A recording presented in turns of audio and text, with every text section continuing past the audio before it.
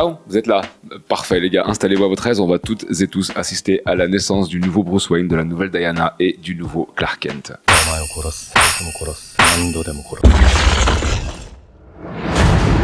Salut tout le monde, c'est le R, j'espère que vous allez bien. On va se retrouver pour une petite vidéo review sur le DC Absolute Collector 2025. Et donc contrairement au Batman Day annuel où le magazine est gratuit, ici vous allez le payer 9,90€, mais en tout cas vous allez avoir 117 pages, je crois, un truc comme ça, de pur bonheur. Franchement, on peut enfin dire à n'importe qui, hein, tu veux commencer Batman, vas-y.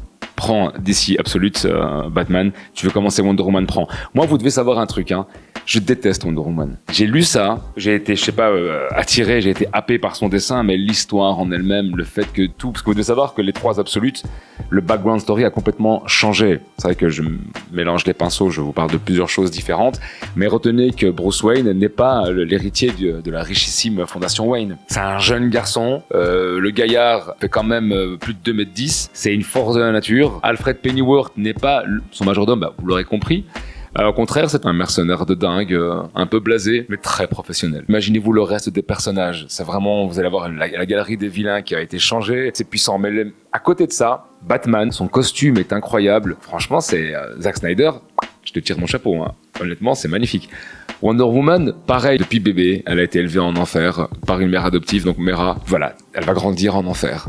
Et je vais juste essayer de vous retrouver une seule phrase qui va bien vous faire comprendre cette meuf. Genre, c'est qui? Je suis Diana de Themyscira, dernière des Amazones, fille de Circé, princesse des enfers, sorcière de l'île sauvage. Les gars, vous voulez démarrer une série? Franchement, les gars, les dessins sont somptueux. Alors, Pégase.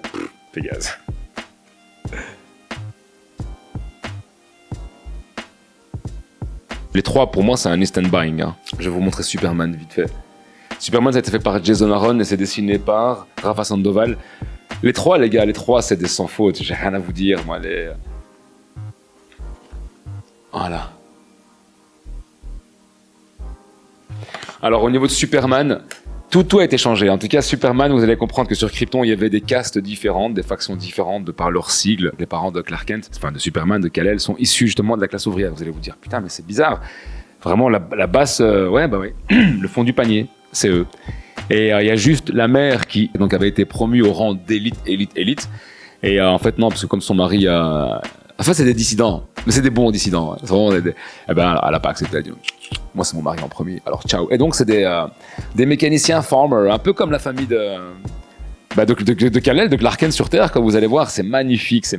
Et en fait, Clark Kent, il va souffrir le pauvre parce que c'est quelqu'un qui voyage un petit peu à la... Quand j'étais jeune, il y avait des séries comme ça où des gens ils traversaient des villes et des pays comme ça, ils allaient aider la veuve et l'orphelin. Ben, en fait, c'est un peu lui. Batman, armoire à glace, quelques traumas, mais Batman, d'accord. Il y a le gang des sans-visages qui sévit sur la ville et il ne rigole pas.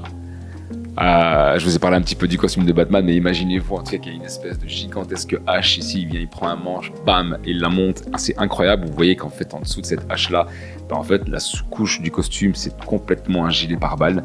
Vous avez ces oreilles, bref, de chauve-souris dans son masque qui font office de poignard. Et vous avez la cape. Chacune des pointes de sa cape sont des crochets. Il peut marcher sur sa cape, en tout cas comme des échasses. Il peut s'accrocher au mur, il peut voler avec. Vraiment des enjeux de dingue. Ici, vous avez comme si c'était une espèce de exosquelette à l'arrière. C'est magnifique. Ouais, non, c'est incroyable. Il explose des gueules, il arrache des bras. Il rigole pas, hein. Et il va se battre contre Alfred. C'est génial. Wonder Woman, pareil. Et Superman, on n'a pas l'habitude. Voilà, je pense qu'on a fait le tour, mes amis. Si la vidéo vous a plu, ben écoutez, likez-la, ou sinon de likez-la. Donc abonnez-vous pour ceux qui l'ont pas encore fait, activez toutes et tous la cloche des notifications. Ben, c'était le R. Je vous dis à très vite.